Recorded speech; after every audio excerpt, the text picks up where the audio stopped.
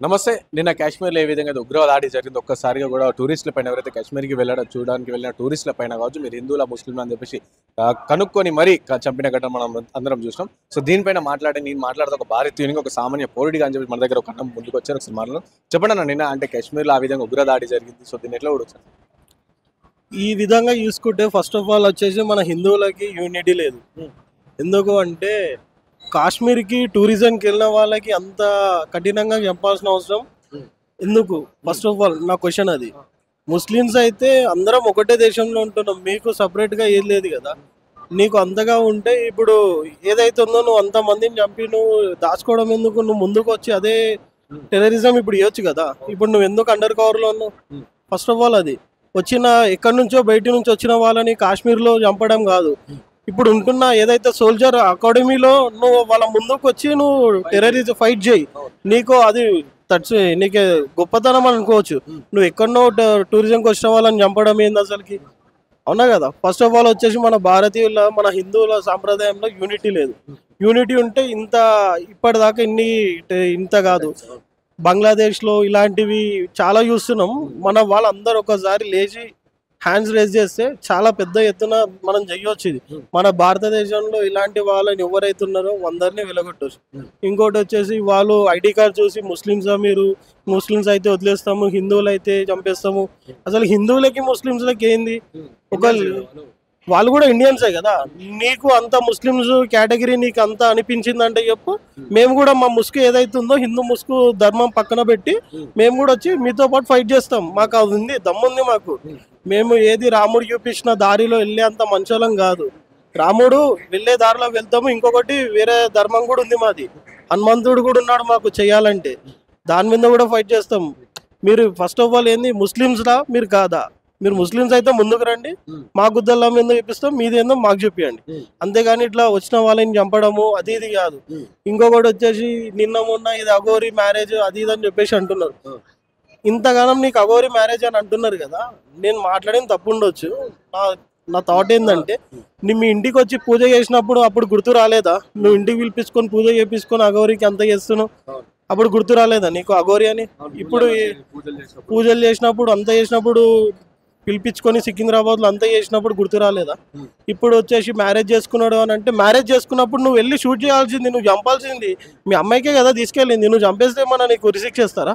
ఇప్పుడు వచ్చి ఉరిశిక్ష చేయాలి అని అంటే first of all media unity ఇదంతా యూట్యూబర్స్ అంతా కూడా ఏదైతుందో హైప్ చేస్తారు అంతే. దానికి మించి ఏం లేదు. అతను చేయాలనుకుంటే ఎప్పుడో చంపేస్తుండే, ఒక కేసు క్లోజ్ అయిపోతున్నది ఇప్పటికీ.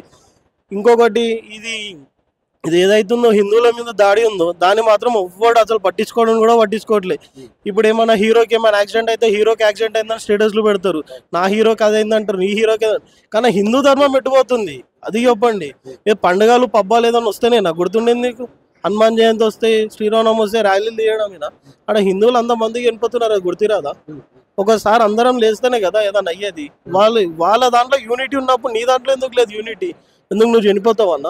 నువ్వు ఇంట్లో చనిపోతే నీకు ఇంకొక ఉడుకుంటాడు కదా మీ మమ్మీకి. నేను వస్తా, నాతో పాటు నువ్వు వస్తావా? రెడీగా ఉన్నావా? ఉంటే రండి, వెళ్దాం, ఫైట్ చేద్దాం. దానికి మించి ఏం కాదు. పోతే ఏమన్నా అవుతుందేమో అంతే, దానికి మించి ఎక్కువేం కాదు కదా. మన యూనిటీ మనం చూసుకోకుండా వేరే వాళ్ళ గురించి మనం మాట్లాడేంత రైట్స్ లేదు కదా మనకు ఫస్ట్ ఆఫ్ ఆల్. అవునా కదా. మన యూనిటీ ఫస్ట్ ఆఫ్ ఆల్ మనది. మన పిడికిలు పట్టి మనం బిగిస్తేనే ఏదన్నా అవుతుంది.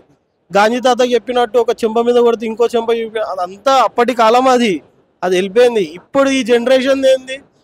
నీకుందా, నాకు దమ్ముంది, నువ్వు వస్తావా, నేను వస్తా, లేదా రైట్ వెళ్ళిపో అంతే.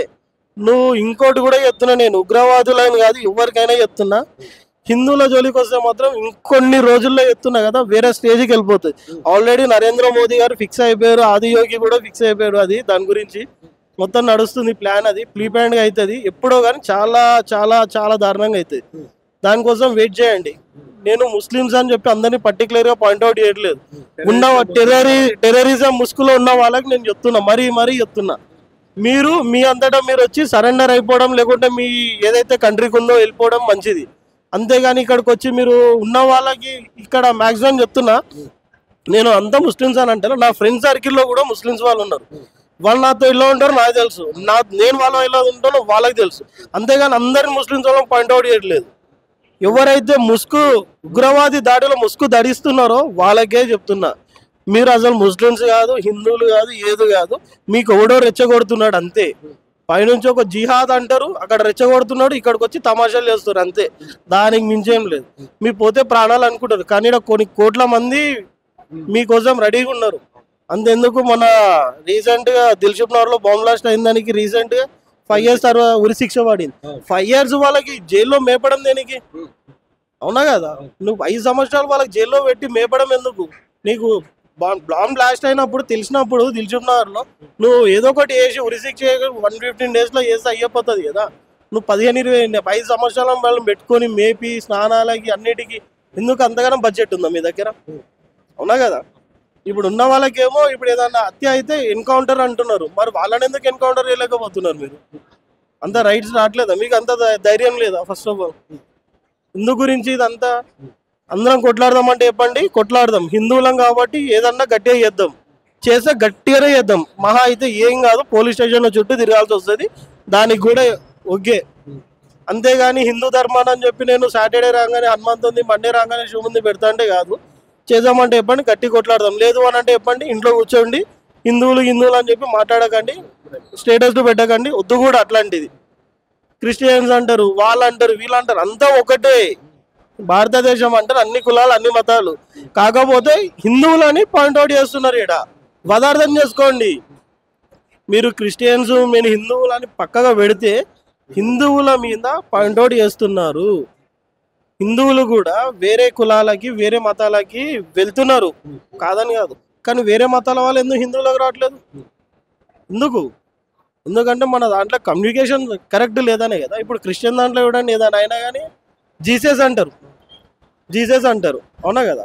ముస్లిమ్స్ అల్లా అంటారు, మరి మన వాళ్ళు ఎందుకు హాయ్ బ్రో అంటారు? జై శ్రీరామ్ అనొచ్చు కదా, జై హనుమాన్ అనొచ్చు కదా, అట్లా అనడానికి రాదా? ఏదో పండుగలు ఉన్నప్పుడు హాయ్ జై శ్రీరామ్, జై హనుమాన్, రామ్ లక్ష్మణ్ జానకి ఇదేనా? ఎందుకు ఇదంతా?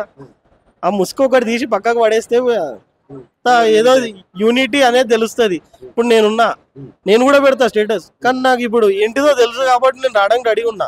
నువ్వు కూడా పక్కకు వచ్చినావు అంటే నువ్వు నేను ఒకరినున్నా, ఇద్దరం అవుతాం, 10 మంది అవుతారు, 20 మంది, అట్లా అందరం కలిసి కొట్లాడితే ఎంత అవుతుంది? భారతదేశంలో ఇలాంటివి అవుతాయా? కాదు కదా. ఫస్ట్ ఆఫ్ ఆల్ హిందూ ధర్మాన్ని కాపాడడానికి రండి. మనతో పాటు పెద్ద మన ఏమంటారు పిఎంఏ ఉన్నారు, నరేంద్ర మోదీ గారే మనకు సపోర్ట్గా ఉన్నారు, ఆదియోగి గారే సపోర్ట్గా ఉన్నారు. మీరు చెయ్యండి అంతే. ఇంకొకరు బండి సంజయ్ గారు ఇప్పటికీ కూడా ఫెంటాస్టిక్ చేద్దామని చెప్పి రెడీగా ఉన్నారు. సపోర్ట్ లేదు కాబట్టి ఆగిపోతున్నారు అంతే. చేస్తే గట్టిగా చేద్దామంటే చెప్పండి, చేద్దాం. మహా అయితే జైలుకి అంతే, ఏం ఉండదు ఆడ.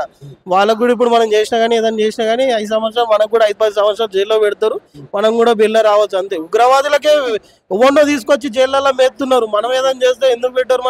మనకేమన్నా సడన్ గా ఇప్పుడు బొంగన ఉరిదిస్తారా? ఎన్కౌంటర్ చేస్తారు, చెయ్యరు కదా.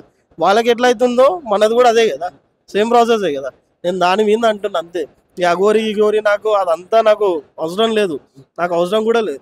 హిందూ ధర్మాన్ని కాపాడ్డాం, నెక్స్ట్ జనరేషన్కి మనం ఏమి ఇవ్వబోతున్నాం అది ఇంపార్టెంట్.